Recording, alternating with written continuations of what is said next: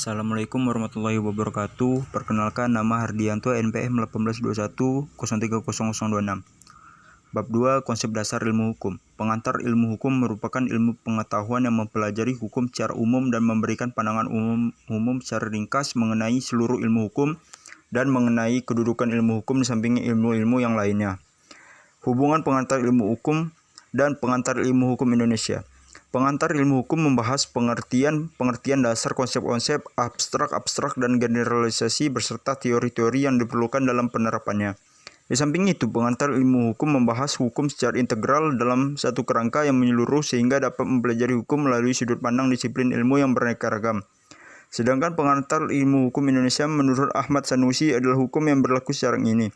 Oleh karenanya, pembahasan pengantar tata hukum Indonesia maupun pengantar hukum Indonesia. B. Tujuan mempelajari pengantar ilmu hukum. 1. Mahasiswa mampu memahami makna sejarah, perkembangan, dan terbentuknya pengantar ilmu hukum. Yang kedua, memperoleh pengertian umum dan pengetahuan yang mendasar tentang berbagai masalah ilmu hukum. Yang ketiga, mengetahui dan dapat mengembangkan serta menerapkan ilmu hukum dan teori hukum. Bab 3. A. Pengertian pengantar ilmu hukum secara etimologi dan terminologi.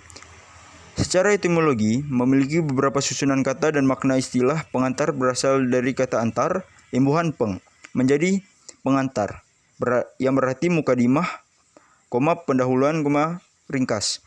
Secara historis, istilah pengantar ilmu hukum merupakan terjemahan langsung dari Inliningso. B. Ruang lingkup pengantar ilmu hukum. Secara spesifik, ruang lingkup pengantar ilmu hukum yaitu: yang pertama, hukum sebagai norma atau kaidah hukum yang menempatkan hukum sebagai pedoman yang mengatur kehidupan. Yang kedua, hukum sebagai gejala perilaku masyarakat.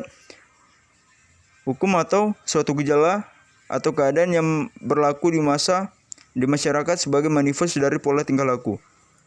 C. Objek kejadian hukum. Ada dua, yang pertama sebagai aturan hukum dan yang kedua sebagai sistem nilai.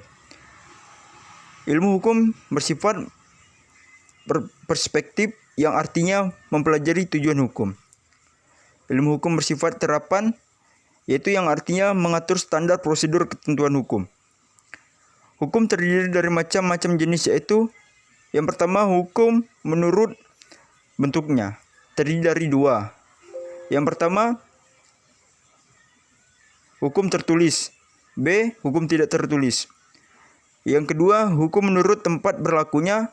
Ada 4. Yang pertama, hukum nasional. Yang kedua, hukum internasional. Yang ketiga, hukum asing. Dan yang keempat, hukum lokal. Hukum menurut sumbernya terdiri dari 4. Yang pertama, undang-undang. Yang kedua, hukum kebiasaan. Yang ketiga, hukum traktat. Dan yang keempat, hukum jurisprudensi. Hukum menurut berlakunya ada 3. Yang pertama, hukum positif. Yang kedua, hukum ius constituendum. Yang ketiga, hukum asasi. Terima kasih. Billahi taufiq wal hidayah. Wassalamualaikum warahmatullahi wabarakatuh.